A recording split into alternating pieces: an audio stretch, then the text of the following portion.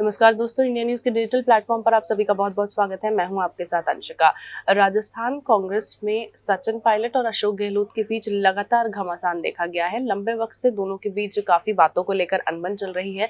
सचिन पायलट ने आलाकमान के सामने कई मांगे रखी और उम्मीद जताई कि आलाकमान की ओर से उनकी मांगों को मान लिया जाएगा। हालांकि कई बार सचिन पायलट की ओर से आलाकमान को सख्ती से भी ये बता दिया गया कि अगर उनकी मांगे पूरी नहीं हुई तो उसके खिलाफ वो बड़ा कदम उठा सकते हैं, जिसके कारण आलाकमान का भी रुख थोड़ा नरम पड़ा। लेकिन अब क्योंकि विधानसभा चुनाव थोड़े नजदीक आ गए हैं तो उसे लेकर कांग्रेस पार्टी, आलाकमान जो है कांग्रेस पार्टी का, वो लगातार सचिन पायलट और अशोक गहलोत के बीच में चल रही तनातनी को खत्म करने की कोशिशों में लगा है। लेकिन इसी बीच राजस्थान के मुख्यमंत्री अशोक गहलोत के विशेषाधिकारी और प्रदेश कांग्रेस सेंट्रल वॉर रूम के को चेयरमैन लोकेश शर्मा पूर्व डिप्टी सीएम सचिन पायलट के घर पहुंचे, जिससे अब राजनीतिक हलचल फिर से तेज हो गई है। तमाम तरह के सवाल उठ रहे हैं कि लोकेश शर्मा सचिन पायलट से मिलने उनके घर क्यों पहुंचे, उनके आवास पर दोनों नेताओं के बीच क्या कुछ बातचीत हुई है, अशोक गहलोत ने लोकेश शर्मा को क्यों सचिन पायलट के पास भेजा है। ये तमाम सवाल यहाँ खड़े हो रहे हैं। जानकारी के अनुसार सचिन पायलट और लोकेश शर्मा के बीच विधानसभा चुनाव को लेकर, खासकर बीकानेर सीट को लेकर चर्चा हुई है। लेकिन सूत्रों का कहना है कि अशोक गहलोत के दूत के रूप में लोकेश शर्मा सचिन पायलट के पास पहुंचे थे, राजस्थान में कांग्रेस की वर्तमान स्थिति और वर्तमान रणनीति के संबंध में जानकारी दी और उन्हें गहलोत का खास संदेश भी दिया। लेकिन राजनीतिक विश्लेषकों का कुछ और ही कहना है।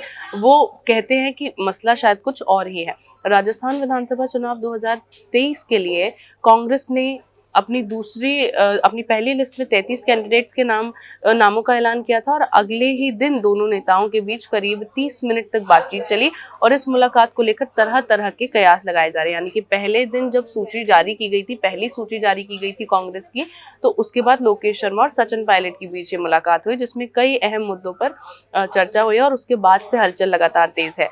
बीते 5 वर्षों में पहली बार लोकेश शर्मा और सचिन पायलट के बीच मुलाकात हुई है। ये नोट करने वाली बात है। ये मुलाकात इसीलिए खास है क्योंकि ये सचिन पायलट के आवास पर हुई थी। बता दें कि गहलोत और पायलट के बीच पहले से रिश्ते अच्छे नहीं थे। पायलट ने अशोक गहलोत के शासन को लेकर कई सवाल उठाए थे, जैसा कि मैंने आपको बताया।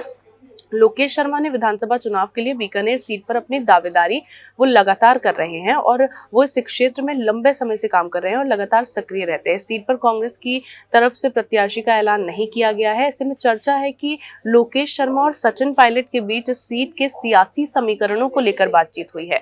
वहीं इस अहम मुलाकात के बाद लोकेश शर्मा मीडिया से भी रूबरू हुए। लोकेश शर्मा ने खुद स्वीकार किया कि वो बीकानेर की सीट से चुनाव लड़ना चाहते हैं। हालांकि कांग्रेस आलाकमान की ओर से लोकेश शर्मा को प्रदेश कांग्रेस के सेंट्रल वॉर रूम का को चेयरमैन बनाकर महत्वपूर्ण जिम्मेदारी दी गई है। लोकेश शर्मा का कहना है कि पार्टी के सभी नेता एकजुट होकर चुनाव लड़ेंगे, सभी एक साथ हैं। सचिन पायलट पार्टी के वरिष्ठ नेता हैं, ऐसे में उनसे सभी समय समय पर सलाह मशवरा की जाएगी। चुनाव को लेकर सचिन पायलट और अन्य कांग्रेस के नेताओं के साथ उनकी लगातार मुलाकात होती रहेगी।